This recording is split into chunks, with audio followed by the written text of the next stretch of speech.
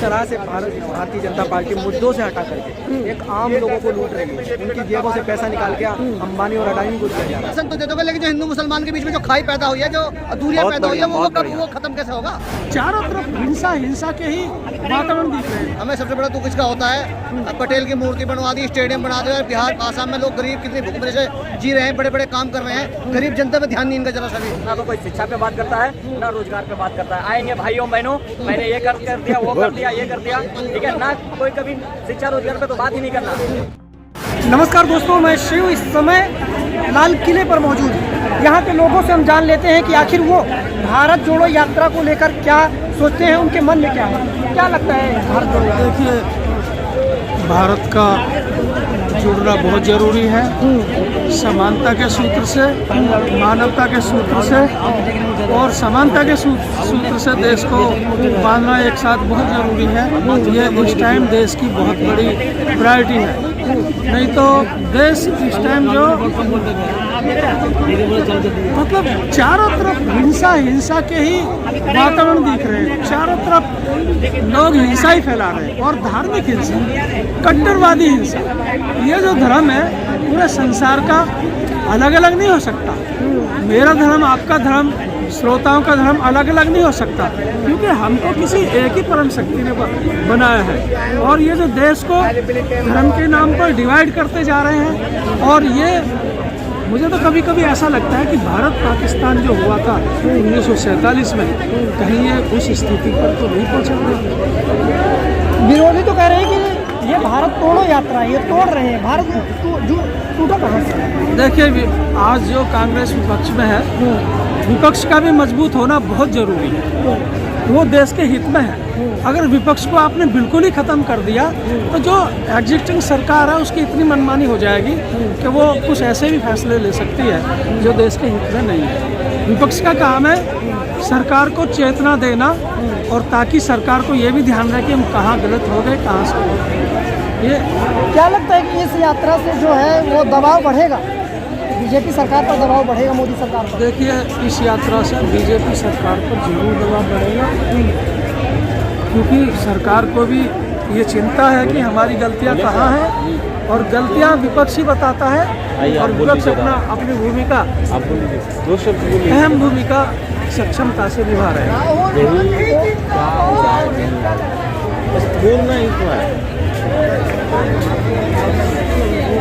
भारत बढ़िया से चलना चाहिए, सही संविधान पर चलना चाहिए, गरीबों को अमीरों को सब एक समान देखना चाहिए। तो अभी नहीं दिख रहा है, सब समान नहीं है, सब समान नहीं है अभी तो सभी दिखाया जा रहा है। क्या लगता है माहौल क्या है भारत जोड़ो? राहुल गांधी बहुत अच्छा काम कर रहे हैं, और ये हिंदुस्तान में ये मैं मानता हूँ कि जब से मोदी की सरकार आई है, नफरत फैली है देश में, हिंदू मुस्लिम में खाई पैदा हुई, जो सदियों से साथ रहता है उसमें जो है नफरतें पैदा हो गई आपस में।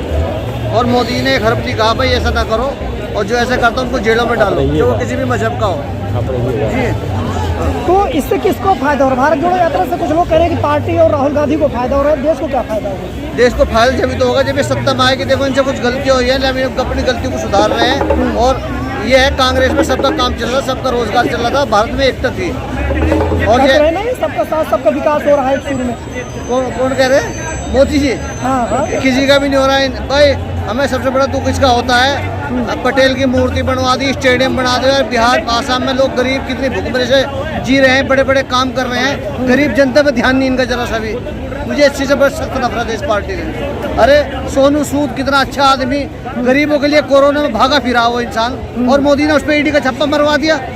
गुरुद्वारों में लंगर चलते उस पर जो है टैक्स लगा दिया। तो यार क्या हो रहा है? तो कानूनी जांच तो होगी ना, जहाँ कुछ। अरे जांच होगी। जो बीजेपी के नेता, बीजेपी के पास वॉशिंग पाउडर मशीन है, जो भी ज्योतिरादित्य सिंधिया कोई भी पार्टी का बीजेपी में शामिल हो जाए वो दूध का धुला हुआ हो जाता है। हाँ, वो आगे वो उसके अंदर सारे हैं। बहुत बढ़िया है जी। कपिल मिश्रा है, कैसे कैसे अल्फाज बोला, आज तक जेल हो जाए। वो औरत है जिसने अपने नबी के बारे में गुस्ताखी की थी, नुपुर शर्मा है, अनुराग ठाकुर है, परवेश मरवा, कैसे कैसे बयान दिए, एक भी जेल में गया। और कितने मुसलमान आज जेल में पड़े हुए हैं। इनका पार्टी कोई भी आदमी जेल में नहीं रहता। क्यों नहीं रहता? वो क्यों बचा लिया जाता है उसे? तो मैं बहुत इसके सख्त खिलाफ हूँ कि जब मोदी जी जब से आए हैं, इस देश में नफरत की राजनीति हुई है, और कोरोना में हर एक आदमी का कारोबार डाउन था, अडानी अंबानी की संपत्ति बढ़ रही थी। और देखो हमारे रतन टाटा जी अब हैं, उनकी संपत्ति बढ़ रही, क्या दिक्कत है? देखो रतन टाटा जी हैं, दान करते रहते हैं है जी। और अजीम प्रेम जी दान करते रहते हैं। अडानी अंबानी का सुना जिसने वहाँ कुछ दान करते, कुछ गरीबों के लिए कुछ भी नहीं, सिर्फ मालदार बनते जा रहे हैं कि तुम मेरी मदद करो, मैं तुम्हारी मदद करूँ। मैं बीजेपी अभी ऐलान हुआ है कि 1 साल फ्री राशन देंगे आपको। कौन? मोदी सरकार ने ऐलान किया 1 साल फ्री राशन और डेट। अरे राशन तो दे दोगे, लेकिन जो हिंदू मुसलमान के बीच में जो खाई पैदा हुई है, जो दूरियां पैदा हुई है, वो खत्म कैसे होगा? वो मोदी जी को बोलना चाहिए इस पे जो है। हाँ, हिंदी मुस्लिम सिख ईसाई आपस में भाई भाई, और इसका मेरा नारा है। और राहुल गांधी जी बहुत अच्छा काम कर रहे हैं, और इन्होंने थोड़ी गलती की है, भ्रष्टाचार की है, लेकिन इंशाल्लाह वो ठीक हो जाएगी सब। और ठोकरें खा के अकल आती है, तो मेरे राय में यही बहुत अच्छी भारत जोड़ो यात्रा ये कामयाब हुई। बीजेपी शासन में विदेशों में डंका बज रहा है। अरे विदेशी डंका बज रहा है, घर में तो बेड़ा गर्क हो रहा है। इतने गुर्बत से लोग जी रहे हैं, बेरोजगारी भत्ता दो, रोजगार दो, 2 करोड़ नौकरी हर साल दूंगा, काला धन लाऊंगा। वो बाबा रामदेव अपनी पतंजलि लेके बैठ गया और चुप हो गया। अन्य हजारे चुप हो गया है, सब चुप हो गया। एक भी अन्य हजारों ने आंदोलन किया है? जी हाँ, एक भी आंदोलन अन्य हजारों ने नहीं किया। अभी क्या बोला था? क्या नाम आपके? विदेशों में डंका बज रहा है, ये कहते तो हैं। आप ये कैसे कह सकते हैं, मतलब कि आप उन्हीं के आदमी भाजपा वाले हैं? कह रहे हैं। ऐसा कुछ नहीं है, ऐसा गलत है। मोदी ने देश को पूरा चौपट कर दिया है। क्या चौपट? हाँ, पूरी अरे नोटबंदी की, 15 लाख रुपए देंगे, ये करेंगे वो करेंगे, क्या किया है? क्या किया भैया? ये तो अडानी अंबानी के पीछे सरकार चला रहे हैं। सोशल मीडिया से पहले चुनाव जीता, चुनाव को झूठ बोल के, रो के गा के। मेरी माँ चौका भाषण करती थी, है तो बताए ना, जब ये कहते हैं 70 सालों में कुछ नहीं हुआ। जब 70 सालों में कुछ नहीं हुआ तो आप प्रधानमंत्री कैसे बने? भारत जोड़ो यात्रा से अब बीजेपी के खिलाफ बोलते हैं, हटा लेते हैं। मैं जो आज राहुल गांधी जी ने सबसे ये खुद ही बीजेपी के आदमी मीडिया वाले ये किया है कि इस तरह से भारतीय जनता पार्टी मुद्दों से हटा करके एक आम लोगों को लूट रही है। उनकी जेबों से पैसा निकाल के अंबानी और अडानी को दिया जा रहा है। और सबसे बड़ी उन्होंने एक एग्जाम्पल भी दिया कि जब कोई जेब कतरे किसी की जेब काटता है तो सबसे पहले उसका ध्यान भटकाता है। इसी तरह से भारतीय जनता पार्टी ने इस बार मुद्दों से ध्यान भटका करके, चाइना का मुद्दा है और महंगाई का मुद्दा है, बेरोजगारी का मुद्दा है, इन मुद्दों से हटा करके हिंदू मुस्लिम के मुद्दे पर, और एक मूवी आई हुई है पठान मूवी, उस मूवी पर बात करें कि भगवा का अपमान हो रहा है। जबकि मूवी का पर्पज़ किसी की धार्मिक भावनाओं को ठेस पहुँचाना नहीं होता है, सिर्फ मूवी एंटरटेनमेंट के लिए होती है। और इस पर वो राजनीति कर रहे हैं, उनका राजनीति का इससे इतना गिर चुका है। जल्दी बोलो। कोई भी सरकार हो, समाजवादी हो गई, बीएसपी हो गई, आम आदमी हो गई, कांग्रेस हो गई, बीजेपी हो गई, इतनी सरकार मैंने देख लिया, ना तो कोई शिक्षा पे बात करता है, ना रोजगार पे बात करता है। आएंगे भाइयों बहनों, मैंने ये कर दिया, वो कर दिया, ये कर दिया, ठीक है ना।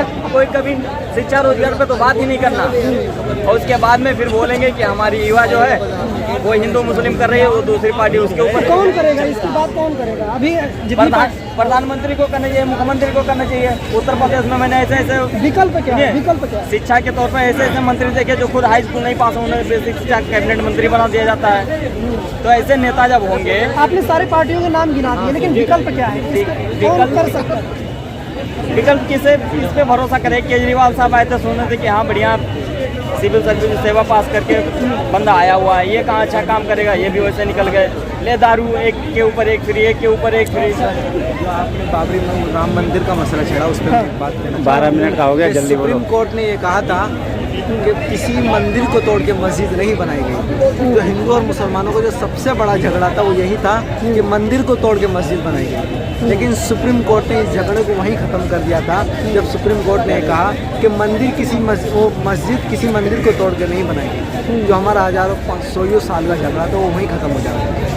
तो ये लाल किले पे हम मौजूद थे, यहाँ से अलग अलग लोगों की अलग अलग प्रतिक्रिया है। हाँ, बातचीत से ये साफ पता चला है कि लोग जो हैं अब वो जागरूक हो गए हैं, उनके मेन मुद्दे क्या हैं वो अच्छे से समझते हैं। आपको क्या लगता है? कमेंट करके ज़रूर बताएं।